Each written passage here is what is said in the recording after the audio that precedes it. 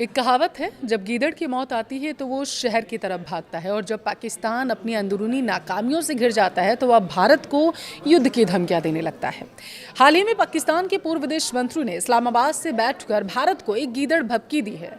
धमकी ये कि अगर सिंधु नदी पर पाकिस्तान की मांगे पूरी नहीं हुई तो वो भारत के खिलाफ युद्ध छेड़ देगा। लेकिन शायद पाकिस्तान भूल गया था कि ये 1960 का दशक नहीं, आज का नया भारत है। अमेरिका में भारत के राजदूत विनय क्वात्रा ने एक ऐसा कूटनीतिक बम फोड़ा है जिसने अंतर्राष्ट्रीय मंच पर पाकिस्तान के पाखंड की धज्जियां उड़ाकर रख दी। आज के इस वीडियो में हम बात करेंगे कि कैसे भारत ने पाकिस्तान को वाटर एग्रेसर्स के उसके झूठे नैरेटिव पर करारा जवाब दिया है। पहलगाम हमले का इस संधि से क्या कनेक्शन है और कैसे पाकिस्तान अपनी प्यास का ठीकरा भारत पर फोड़कर दुनिया को बेवकूफ बनाने की कोशिश कर रहा था। वीडियो को अंत तक जरूर देखिएगा। नमस्कार, आपके साथ मैं पल्लवी रविंद्र सिंह।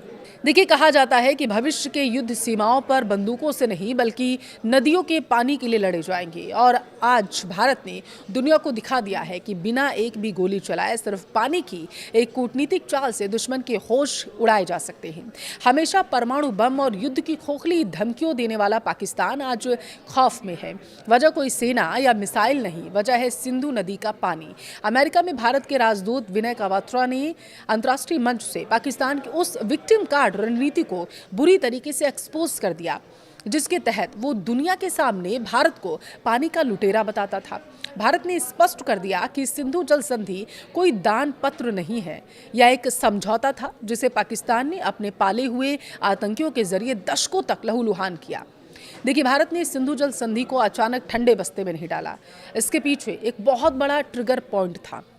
अप्रैल 2025 में कश्मीर के पहलगाम में वो कायरतापूर्ण आतंकी हमला हुआ था। इस हमले में 26 बेगुनाह लोगों की जान गई थी। यह हमला किसी और ने नहीं बल्कि पाकिस्तान और उसके पाले हुए लश्कर-ए-तैयबा के आतंकियों ने किया था। राजदूत विनय क्वात्रा ने अपने लेख में बिल्कुल साफ शब्दों में दुनिया को बताया कि इस दर्दनाक हमले के ठीक एक दिन बाद ही भारत ने सिंधु जल संधि को स्थगित करने का एक कड़ा और बड़ा फैसला लिया ताकि पाकिस्तान को घुटनों पर लाया जा सके, पाकिस्तान पर बिना एक गोली बरसाए पानी से उसे निस्तानाबूद किया जा सके। भारत का संदेश साफ था, आप हमारे नागरिकों का खून बहाएंगे और हम आपको शांति से पानी पीने देंगे, ऐसा अब और नहीं चलेगा। विनय क्वात्रा ने अंतर्राष्ट्रीय समुदाय को आईना दिखाते हुए स्पष्ट कर दिया कि पाकिस्तान जो आज खुद को विक्टिम या पीड़ित बता रहा है, असल में वही सबसे बड़ा अपराधी है। इस पूरे विवाद को समझने के लिए हमें 1960 में जाना पड़ेगा।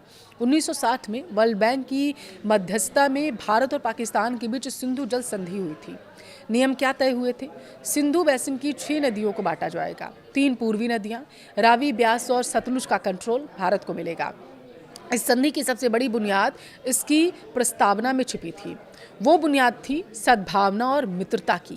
भारत ने हमेशा सद्भावना के तहत इस संधि का पालन किया, लेकिन 22 अप्रैल 2025 को कुछ ऐसा हुआ जिसने भारत के सब्र का बांध तोड़ दिया।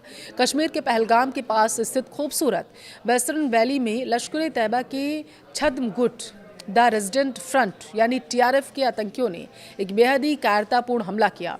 इन आतंकियों ने चुन चुन कर गैर मुस्लिम पर्यटकों को निशाना बनाया था।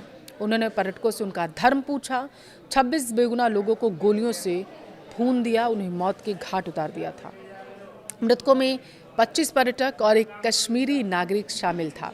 बताया जा रहा है कि यह साल 2000 के बाद कश्मीर में आम नागरिकों पर हुए सबसे बड़ा आतंकी हमला था। इसका मकसद कश्मीर की शांति भंग करना, पर्यटन को तबाह करना, सांप्रदायिक तनाव पैदा करना था।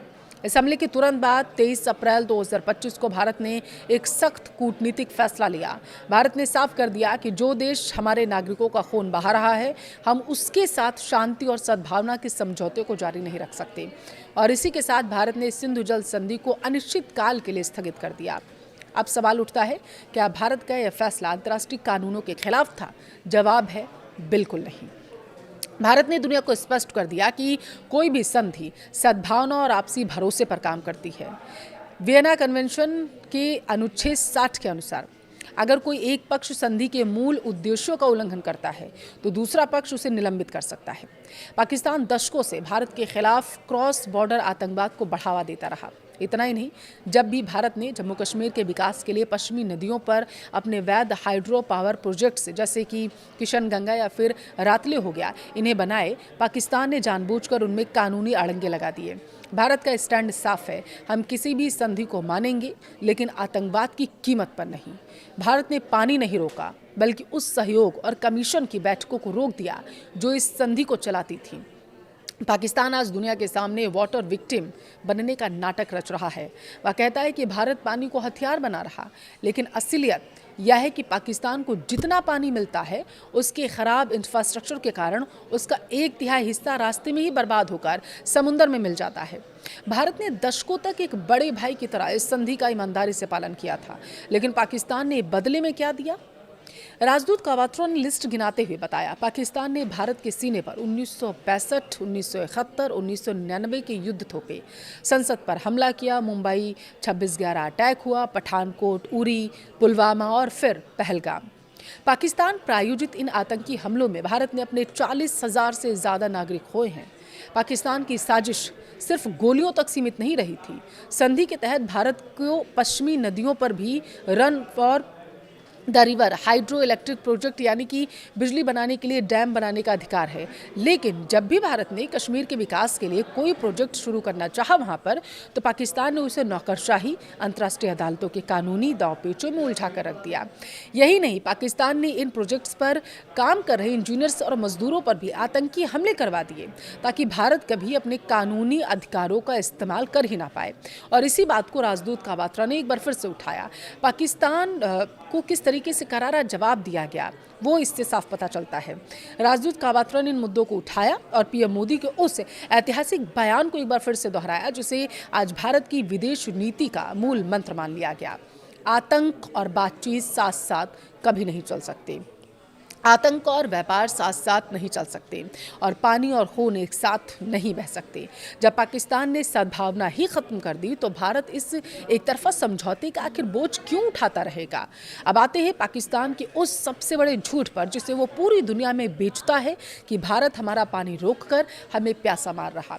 भारत एक वाटर एग्रेसर है। विनय कावात्रा ने इस झूठ की बखियां उधेड़ कर रख दी।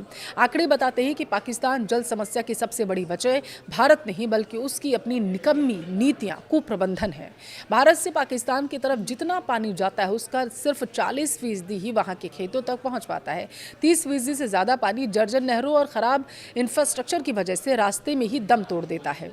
बचा हुआ पानी बिना किसी इस्तेमाल की सीधा अरब सागर में बह जाता है। यानी पाकिस्तान अपने हिस्से का पानी खुद संभाल ही नहीं पा रहा, लेकिन अपनी घरेलू विफलताओं और आवाम के गुस्से से बचने के लिए वो हमेशा की तरह भारत को विलन बनाने की कोशिश करता है। विनय कावात्रा के इस बयान ने अमेरिका और पश्चिमी देशों के सामने एक बिल्कुल ही साफ तस्वीर रखती है।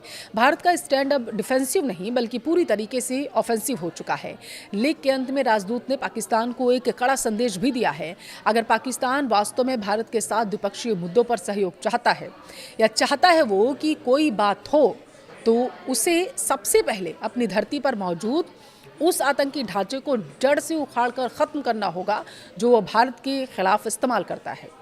भारत अब पाकिस्तान के दोहरे चरित्र को बर्दाश्त करने के बिल्कुल भी मूड में नहीं है, रत्ती भर समझौता करने के लिए तैयार नहीं। सिंधु जल संधि का भविष्य अब भारत के रहमो करम पर नहीं बल्कि पाकिस्तान के व्यवहार पर निर्भर करता है। आतंक रुकेगा तभी पानी की बात होगी। विनय कावात्रा के इस कड़े जवाब का निष्कर्ष क्या निकलता है? अगर आप समझना चाहें तो देखिए, पाकिस्तान के आवाम को भारत प्यासा नहीं मार रहा बल्कि उनके अपने हुक्मरान अपनी अपनी सेना और अपना अपना सिस्टम खोखला कर चुके हैं, उन्हें प्यासा मार रहे हैं और इसकी वो जवाबदेही लेना नहीं चाहते। जो देश अपने हिस्से का 30 से 40% पानी सिर्फ इसलिए समुद्र में बह जाने देता है क्योंकि उसके पास ढंग की नहरें नहीं हैं, डैम बनाने के पैसे नहीं, क्योंकि सारा पैसा तो आतंकवाद में उड़ा देता है, वो देश आज अपनी नाकामियों का ठीकरा भारत के सिर फोड़ना चाहता है। भारत ने 6 दशकों तक धैर्य रखा, लेकिन हर संधि का एक एक्सपायरी डेट भी होता है, खासकर तब जब दूसरा पक्ष समझौते के कागजों का इस्तेमाल आतंकियों को पनाह देने के लिए कर रहा हो। भारत का संदेश दुनिया और पाकिस्तान के लिए बिल्कुल साफ है। अपनी आदतें सुधारो या फिर अपने खेत सूखने का इंतजार करो। भारत अब रक्षात्मक कूटनीति से बाहर आ चुका है, बाहर निकल चुका है वो। आपको क्या लगता है? क्या भारत का यह वाटर अग्रेसर पाकिस्तान की आतंकी कमर को तोड़ने के लिए काफ़ी है, या भारत को अब इस संधि को हमेशा के लिए फाड़ कर फेंक देना चाहिए? इस संधि पर दोबारा विचार ही नहीं करना चाहिए। आपकी राय क्या है, कमेंट में ज़रूर बताइएगा।